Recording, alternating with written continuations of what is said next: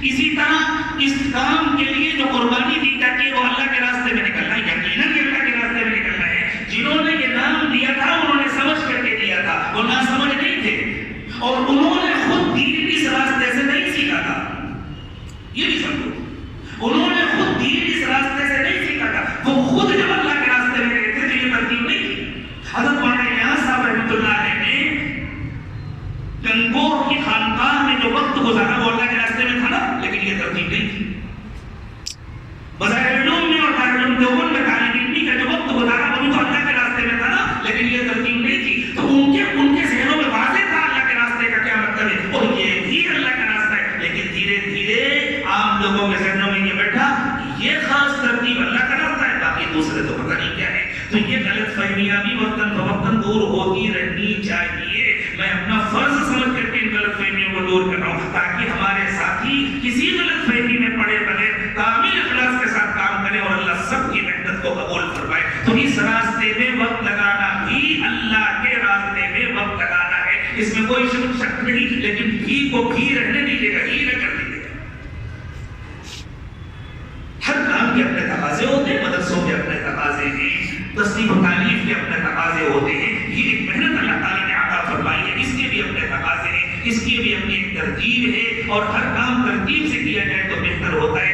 اللہ اس کے تقاضے پورے کرنے کی ہمیں توفیق عطا فرمائے۔ وقت کم ہے، رمضان کا مہینہ ہے، تو اب بتلاؤ میرے دوستو، ہم سے اللہ تعالیٰ سارے کام لے، اللہ تعالیٰ سارے دین کے کاموں میں ہمیں جوڑ کر کے رکھے۔ اللہ ہمیں علم بھی عطا فرمائے، ذکر بھی عطا فرمائے، تزکیے کی بھی توفیق عطا فرمائے، اپنے بزرگوں سے جڑے رہنے کی بھی توفیق عطا فرمائے۔ اس عظیم و شان کام کے جو تقاضے ہیں اللہ ان تقاضوں کے لیے بھی ہمیں استعمال فرمائے، اور اللہ ہم سے پوری دنیا میں کام لے۔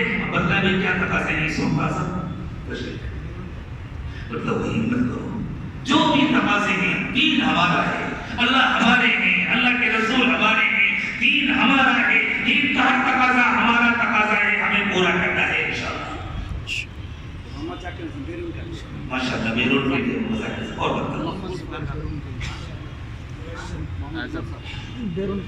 ماشاءاللہ ہمارے مولانا اور بھی اعظم بھائی، اعظم بھائی اللہ قبول، یوسف بھائی اللہ قبول فرمائے، ماشاءاللہ۔ بس ساتھی ذرا خلیل بھائی 4 منٹ، خلیل بھائی 4 منٹ، بیچ میں کوئی ساتھی لکھو بھائی، ادھر مجمع کا نام رضیہ احمد بھائی بیچ میں بھی لکھو، بیچ میں ماشاءاللہ مجمع بڑا ہے، بیچ میں کوئی ساتھی لکھو، ارادے کرنے والے بھی زیادہ ہیں، اللہ سب کو توفیق عطا فرمائے۔ کتنا فخر الدین بھی بیرون بھی ہے، ماشاءاللہ اللہ قبول فرمائے۔ 4 مہینے شرف الدین بھی 4 مہینے، اللہ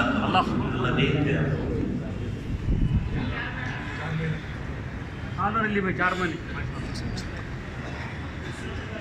نصرت اللہ شریف شریف بھی اللہ قبول فرمائے۔ نام لکھو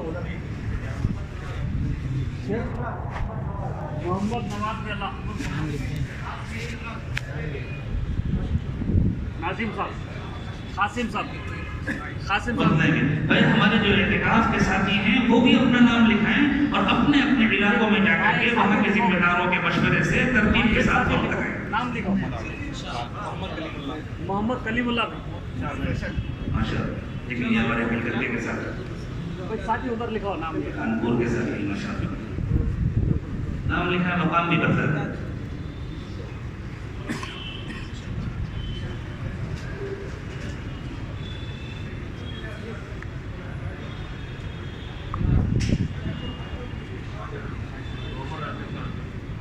کیا نام ہے؟ جے پی نگر یوسف، آپ کا نام؟ ماشاء اللہ بیرون 5 مہینے۔ نام آپ کا؟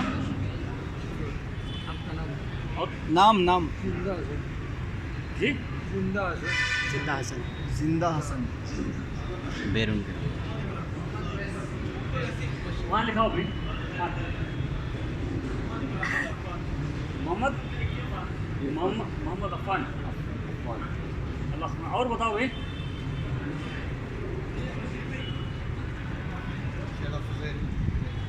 فضیل بھی اللہ خبر کہاں، فضل کہاں کیا پورا، اور بتاؤ محمد زبیر کہاں کے لل بھائی تشکیل تو 100% ہونی چاہیے. دین ہمارا ہے. اعظم شریف بیرون کے لیے کہاں کے محنت کرنی ہے. اور دیکھو یہ 4 مہینہ 5 مہینہ یہ تو ترتیب ہے. اللہ اس ترتیب سے ہماری پوری زندگی قبول کر لے. نیم تو یہ ہو اللہ ہماری پوری زندگی قبول کر لے.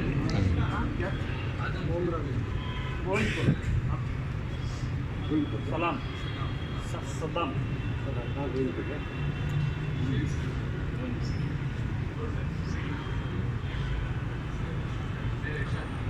بھائی وہ جو پیچھے ساتھی جو بیٹھے ہیں پیچھے بھی نام لکھے پیچھے کے ساتھی جو ان کا بھی نام آ جائے. عبد الرحمان آنے کا اور بتاؤ بھائی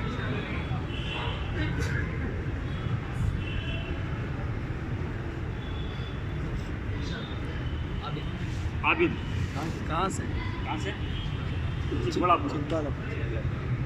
اور بتاؤ بھائی مجھے دیکھا محمد عامر اللہ قبول فرمائے. محمد عامر سر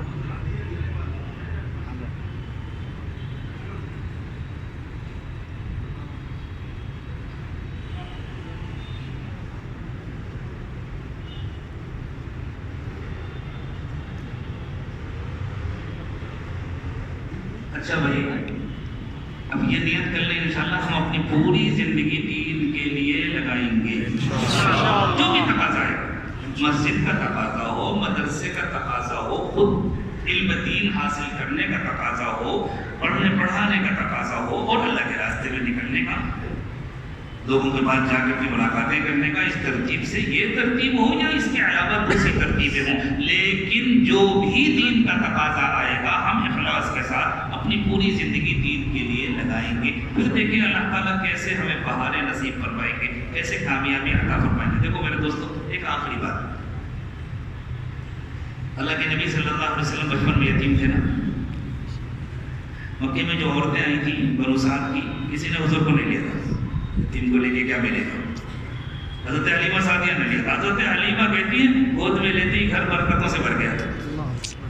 جو اونٹنی ایک قطرہ دودھ نہیں دیتی تھی اسی دن اتنا دودھ دینے لگی کہ حضرت حلیمہ نے بھی پیٹ بھر کے پیا ان کے شوہر نے بھی پیٹ بھر کے پیا. حضرت حلیمہ کہتی ہے میری چھاتیاں سوکھی رہتی تھی میرا اپنا بچہ رات بھر روتا تھا حضور نے بھی حضرت حلیمہ کی چھاتی سے پیٹ بھر کے پیا اور پھر بچے نے بھی پیٹ بھر کے گیا. کیوں حضور کو گود میں لیا نا گھر میں لے گئے. حضرت حلیمہ کہتی ہے سب کی بکریاں خالی واپس آتی تھی میری بکریاں تھن بھر کر پیٹ بھر کر واپس آتی تھی. آج دنیا میں اللہ کے نبی کا دین یتیم ہو گیا. جو گود میں لے گا اللہ اس کے گھر کو رحمتوں سے بھر دیں گے. اللہ ہم سب کو نصیب فرمائے. اس لیے میرے دوستو ہمارا سب کچھ اللہ کے دین کے لیے قبول ہو جائے یہ ہمارا نقصان نہیں ہے ہماری خوش نصیبی ہے. دعا فرمانے سبحان ربی العلی الاعلی اللهم صل علی سیدنا محمد.